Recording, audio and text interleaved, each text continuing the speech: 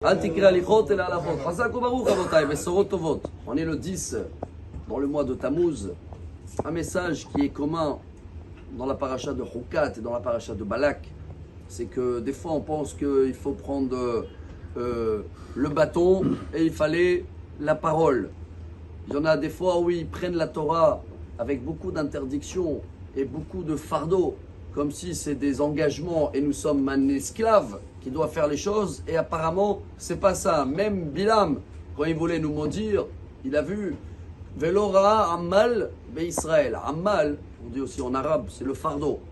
Il y a Rabbi el Ammal Ali, on disait. Si je dois prendre un charge ou de la joue, c'est d'Akadosh Baruch Hu. Mais la vérité, on est aussi comparé à un âne. On a vu Issachar Hamor Garem.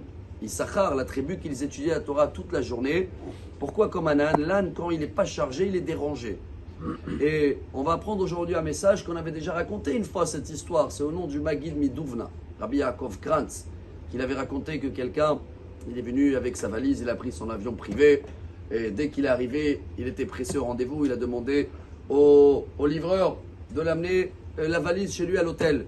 Et quand il est arrivé après quelques heures à l'hôtel, et le livreur il était là, et il écoute comme ça qu'il arrive dans le couloir, il frappe dans la porte, et quand le monsieur ouvre la porte, il dit: ah, voilà, c'était lourd, hein. Il regarde comme ça, il dit: quel lourd, c'est pas ma valise. Il lui dit: comment c'est pas ta valise? Il dit: non, moi j'avais une petite valise avec des diamants. Si toi tu es en train de transporter quelque chose qui est lourd, tu t'es trompé de valise. Chacun qui croit que la Torah c'est lourd, ça pèse, c'est qu'on est dans un niveau très standard. La Torah elle n'est pas ça justement. Il ne faut pas voir le bâton quand il faut voir la beauté. Et c'est ce qu'il avait vu Bilam, Rabotai, et Balak. Il voulait nous maudire comme quoi qu'on va rester étudier toute la journée. Mais il n'a pas compris que c'est la plus belle bénédiction qu'il peut avoir. Parce que pour le monde, le kiff c'est de sortir, manger. Mais quand on voit, aller dans la yeshiva de Ponovitch, et vous allez voir des milliers d'élèves qui trouvent un plaisir énorme. Des fois ils oublient de manger, ils oublient tout. Et ils essayent de comprendre la Gemara. Mais il faut aussi savoir de quelle manière la comprendre. On termine avec une vraie histoire aussi avec le Rav Dov Yafé. C'était le Mashgiach de la yeshiva Knesset Hiskiyahu, à Rechassim, à côté de Haïfa, décédé 2017. Et il raconte, son gendre, il raconte qu'une fois, il était à la synagogue Shabbat, et il a vu deux petits jeunes, un il a 5 ans, 6 ans, ils ont pris une Gemara, maintenant ils ne savent pas lire encore l'araméen, 5-6 ans, et il les a écoutés comment il dit à l'autre: Amar Rabbi Elazar, Assour Le'arin.